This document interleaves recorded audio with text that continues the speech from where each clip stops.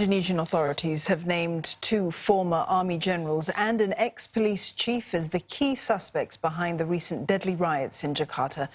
They are all supporters of former General Prabowo Subianto, who lost to Joko Widodo in the presidential election but has refused to concede defeat. Well, police and protesters clashed for 2 straight nights in May after it was announced that Mr. Widodo had edged out Mr. Subianto to secure a second term. 8 people were killed and hundreds injured. Chani Vatvani tells us more.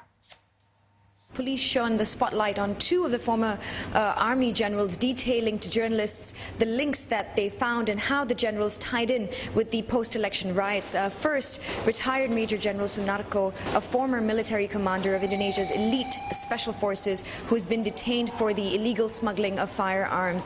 Police detailed to journalists how they secured a suspect at Jakarta airport on May 15th who had attempted to bring in an illegal firearm from Aceh to Jakarta. Now that firearm was revealed to have belonged to the retired Major General, who was in possession of it since September 2011 when he retired from the army.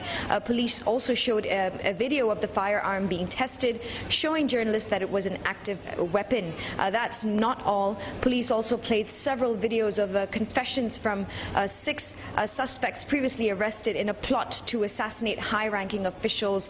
In the confessions which were played out for journalists to hear, the men clearly stated that they received money in Singapore dollars worth 1,500 Singapore dollars and orders from retired General Kiflan Zain to not only procure weapons but also to assassinate 4 high-ranking officials: Chief Security Minister Wiranto, Coordinating Minister of Maritime Affairs Luhut Panjaitan, Head of Intelligence Budi Gunawan, and Advisor to the President on Intelligence and Security Goris Mere. Now additionally, they were also given operational funds to conduct a survey on an address accompanied by a photograph of the target of the operation, and in this case that target was the head of a polling institute. Now one of the suspects also said that he was to use the weapon secured to keep his men safe, or rather to secure his men on the 21st and 22nd of May during the riots, and that he had returned to his base at one point on the 21st of May because the crowds that had gathered at that time